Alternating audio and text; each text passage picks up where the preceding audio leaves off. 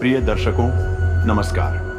हमारे YouTube channel Gita ज्ञान पर आप सभी लोगों का एक बार फिर से स्वागत है। दोस्तों, कर्म फल का अर्थ ही है कि पूर्व जन्म अथवा पूर्व काल में किए हुए अच्छे और बुरे कर्म जिसका वर्तमान में फल भोगा जा रहा हो। विशेषतया इसके दो मुख्य भेद हैं कि संचित प्रारब्ध जो पूर्व जन्मों के कर्मों के फल स्वरूप होता है और क्रियमान प्रारब्ध जो इस जन्म में किए हुए कर्मों के फल स्वरूप होता है। इसके अलावा अनिच्छा प्रारब्ध, परेच्छा प्रारब्ध और स्वेच्छा प्रारब्ध नाम के तीन गौण भेद भी हैं। प्रारब्ध कर्मों के परिणाम को ही कुछ लोग भाग्य और किस्मत का नाम दे देते हैं। पूर्व जन्म और कर्मों के सिद्धांत को समझना जरूरी है।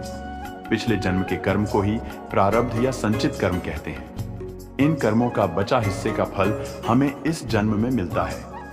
ये प्रारब्ध कर्म ही नए होने वाले जन्म की योनि व उसमें मिलने वाले भोग को निर्धारित करते हैं। फिर इस जन्म में किए गए नए कर्म जिनको क्रियमाण कहा जाता है, वह भी नए संचित संस्कारों में जाकर जमा होते रहते हैं। यही कारण है कि व्यक्ति को उसके कर्मों के अनुसार फिर अगला जीवन मिलता है और वह अपने कर्मों का फल भोगता रहता है। यही कर्म फल का सिद्धांत है।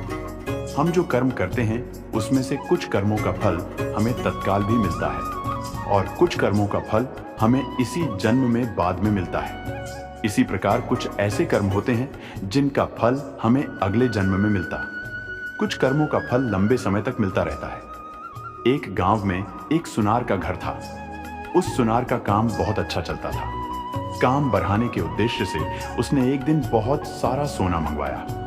इस बात का पता जब गांव में रात को पहरा देने वाले पहरेदार को पता चला तो उसके मन में लालच आ गया। जैसे ही रात हुई, वह पहरेदार उस सुनार के घर में घुसा और उसे मार दिया। सुनार को मरने के बाद वह जैसे ही बाहर निकला, तभी उसे सुनार के एक पड्डेडीहौसी ने देख लिया। वह पड्डेडीहौसी बहुत ही सज्जन पुरुष था। उसे अचानक देख पहरेदार घबरा गया। उस सज्जन पुरुष ने पहरेदार के हाथ में जब बक्सा देखा तो उससे सवाल पूछना शुरू कर दिया। मैंने तो सच का साथ दिया था, फिर भी मुझे फांसी हो गई। भगवान ने न्याय नहीं दिलाया मुझे। चलते चलते जब दोनों जज के सामने पहुंचे तो चारपाई पर पड़ी डेड ही हुई। लाश एकदम उठ गई। असल में वह लाश नहीं थी, बल्कि जज द्वारा सच का पता लगाने के लिए गया एक सिपाही था। उस सिपाही ने उठकर सारी सच्चाई जज को बता दी। जज सच्चाई सुनकर बहुत हैरान हुए। पहरेदार को कैद कर लिया गया। न्याय हो गया था, लेकिन जज के मन को अभी भी शांति नहीं मिली थी। सो उन्होंने उस सज्जन व्यक्ति से कहा, इस मामले में तो तुम निर्दोष साबित हो चुके हो, लेकिन सच सच बताओ, तुमने कभी कोई हत्या की है क्या? जज की चालाकी वह व्यक्ति पहले देख ही चुका था, इसलिए अब वह झूठ बोलने से डर रहा था। इसलिए उसने सच्चाई बतानी शुरू की। बहुत पहले की बात है, एक दुष्ट व्यक्ति मेरी गैर हाजिरी में मेरी पत्नी से मिलने आया करता था। मैंने अपनी पत्नी और उस व्यक्ति को समझाने का बहुत प्रयास किया, मगर वे नहीं माने। एक दिन जब मैं अचानक घर पर गया तो देखा कि वह व्यक्ति घर पर ही था। मुझे बहुत गुस्सा आया। मैंने तलवार से उसे मार दिया और घर के पीछे बहती नदी में उसकी लाश फेंक दी। इस बारे में कभी किसी को कुछ भी नहीं पता चला। जज ने कहा, मैं भी यही सोच रहा था कि मैंने कभी कोई गलत काम नहीं किया, न ही किसी से रिश्वत ली, फिर मेरे हाथ से ये गलत फैसला हुआ कैसे? खैर, अब तुम्हें अपने कर्मों का फल तो भोगना ही होगा। पहरेदार के साथ अब तुम्हें भी फांसी होगी। तो दोस्तों, ये बात सो सच ही है कि कर्मों का फल भले ही देर से मिले, लेकिन मिलता जरूर है। फल कैसा होगा, ये इस बात पर निर्भर करता है कि आपके कर्म कैसे थे। आप अपने बुरे कर्मों का फल अच्छे कर्म करके टाल नहीं सकते। जैसा कि उस व्यक्ति ने पहरेदार को रोककर अच्छा कर्म करना चाहा, लेकिन उस अच्छे कर्म के कारण उसके बुरे कर्म नहीं भुलाए जाएंगे। इसीलिए उसे उसके पुराने कर्मों की सजा मिली। भले ही देर से मिली, लेकिन मिली। एक बार एक दुकानदार था।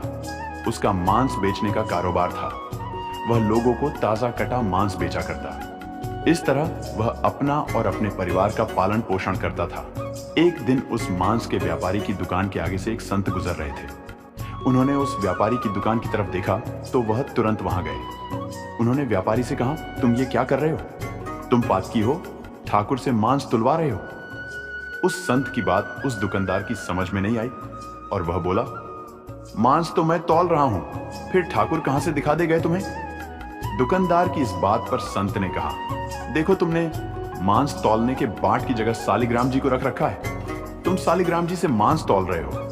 यह बात सुनकर दुकानदार हैरान रह गया कि यह तो मैं पत्थर समझकर उठा लाया था, मुझे पत्थर ही लग रहा था। यह सालिग्राम है, इस बात की समझ मुझ जैसे अज्ञानी को कैसे होती भला? उस दुकानदार की आंखों से अश्रु बहने लगे और संत के पैर में गिरकर अपना पश्चाताप करने लगा। संत ने कहा, यह सालिग्राम को गंगा जल से धोकर मंदिर में पधराओ और प्रभु से माफी मांग लेना।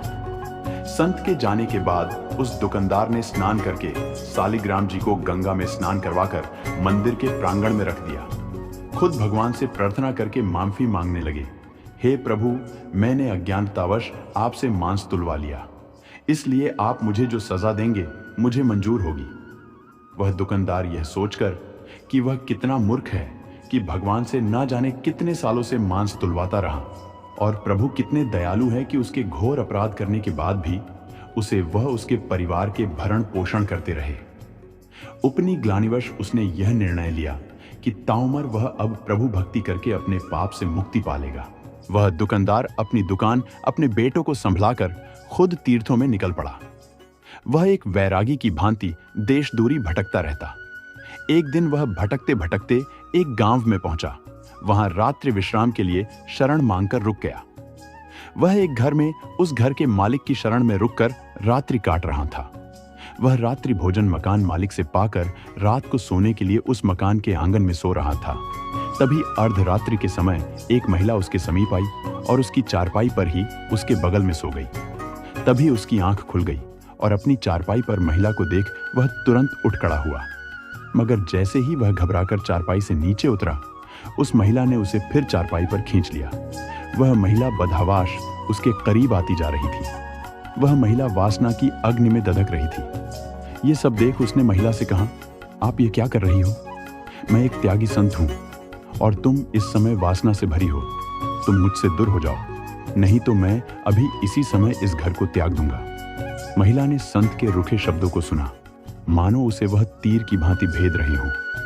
वह लपकती हुई संत को अपने बाहुपाश में समेटकर अपनी मनमानी करने को आतुर हो रही थी। संत ने पूछा, तुम हो कौन और मुझसे इस तरह व्यवहार क्यों कर रही हो? तब वह महिला बोली, तुम जिस घर में ठहरे हो यह घर मेरा है, मैं इस घर की मालकिन हूं। वह व्यक्ति जिसने तुम्हें रात्रि विश्राम के लिए शरण दी वह मेरा पति है। तब तो संत बोले, ठीक है, तुम्हारे पति घर में सो रहे हैं, तुम्हें उनके पास जाना चाहिए। तब वह महिला बोली, तुम जब मेरे घर पर शरण के लिए आए थे तब मैंने तुम्हें देखा था। तुम्हारे रूप यौवन की मैं दीवानी हुई जा रही थी। तुम्हें पाने की लालसा में मैंने यह बीते कुछ पल बहुत मुश्किल से गुजारे। अब तुम्हारा सामीप्य मिल गया तो भला तुम्हें अपने से अलग क्यों करूं? अब उस संत ने उस महिला को समझाने की कोशिश की कि देखो, तुम एक विवाहिता हो, तुम्हारा कर्तव्य पति सेवा है। ऐसे में तुम मुझ जैसे वैरागी को पाना चाहती हो, यहाँ तुम्हें शरण नहीं मिल सकती। तुम्हारी जगह अपने पति के पास है, जाओ, लौट जाओ अपने पति के पास। वह महिला कुछ सुनने को तैयार ना थी। तब वह बोली, अच्छा, तो मेरे और तुम्हारे बीच मेरा पति आ रहा है। अगर मेरा पति ना हो तो तुम मुझे अपना लेते। वह तुरंत घर के भीतर गई। उस महिला ने घर पर रखी पति की तलवार को निकाला और उस तलवार से पति पर वार कर दिया। उसका पति वहीं मर गया। वह खून से भरी तलवार ले जाकर उस संत को दिखाते हुए बोली, लो, मैंने तुम्हारे और मेरे बीच खड़ी पति रूपी दीवार नष्ट कर दी। मैंने पति का गला काट डाला। अब वह कभी हम दोनों के बीच में नहीं आ सकेगा। बेचारा वह संत, दुकानदार यह सब देख वहां से भागने लगे। बहुत कोशिश के बाद भी संत वहां ना रुके तो उस महिला ने उस तलवार से खुद पर वार किया और सदैव के लिए खत्म हो गई। संत जैसे तैसे वहां से निकलकर भागे, बहुत दुखी रहने लगे। उनका दुखी चेहरा देख एक संत ने उन्हें कहा, लगता है तुम बहुत दुखी हो। क्या बात है जो तुम्हें परेशान कर रही है? हम संतों को अपने दुख से नहीं, दूसरों के दुख से दुखी होते हैं। तुम्हारे साथ कौन सा दुख है? तब उस संत ने वह सारी घटना उन संत को सुनाई। संत ने उस संत की बातों को सुनकर ध्यान लगाया तो उनका इस सारी घटना का सार समझ आ गया। वह संत उस संत दुकानदार से बोले, यह सब तो होना ही था। इसमें तुम्हारा कोई दोष नहीं। अब तुम शांत मन भक्ति करो। तब वह संत दुकानदार बोले कि यह सब होना ही था, इसका क्या मतलब? तब वह संत हंसते हुए बोले, तुम मेरे पास बैठो, मैं तुम्हें सब बताता हूँ। उन संत ने उस संत दुकानदार से कहा, यह सब पिछले जन्म का कर्जा था जो उस महिला ने ले लिया। संत दुकानदार बोले, कैसा बदला? अब संत उन्हें बताने लगे, पूर्व जन्म में तुम प्रभु भक्ति के लिए घर बार छोड़कर शून्य स्थान में रहते हुए भक्ति करते थे। एक दिन जब तुम ध्यान मग्न होकर प्रभु भक्ति कर रहे थे, तभी वहां से एक गाय भागते हुए आई। तुमने गाय को देखा, चुप रहे। गाय को एक कसाई पकड़ना चाहता था। गाय उस कसाई से बचती हुई भागती हुई वहां आई थी। गाय तुमसे अपने बचाव की उम्मीद से देखने लगी, मगर तुमने भक्तिवश उस पर ध्यान नहीं दिया तो वह डरती हुई कहीं और जाकर अपना बचाव करना चाहती थी। वह वहां से चली गई। तभी उसके पीछे पीछे भागता वह कसाई तुम्हारे सामने हाथ में तलवार लिए आया। तुम जिस स्थान पर बैठे थे वह ठीक चौराहे पर बना हुआ था। वहां से 4 मार्ग निकलते थे, इसलिए कसाई वहां रुका। उसे समझ नहीं आ रहा था कि वह गाय कहां गई। चारों तरफ नजर दौड़ाकर वह कसाई तुम्हारे पास आया और तुमसे उस गाय के बारे में पूछा कि तुमने किसी गाय को यहां से भागते हुए देखा है? तुमने उस कसाई की तरफ देखे बिना बंद आंखों से ही उस रास्ते की तरफ हाथ कर दिया जहां वह गाय भाग कर गई थी। वह कसाई तुम्हारे इशारे को देख उसी रास्ते पर चला गया जहां वह गाय भागती हुई गई थी और उस गाय को कसाई ने अपनी तलवार से मार दिया था।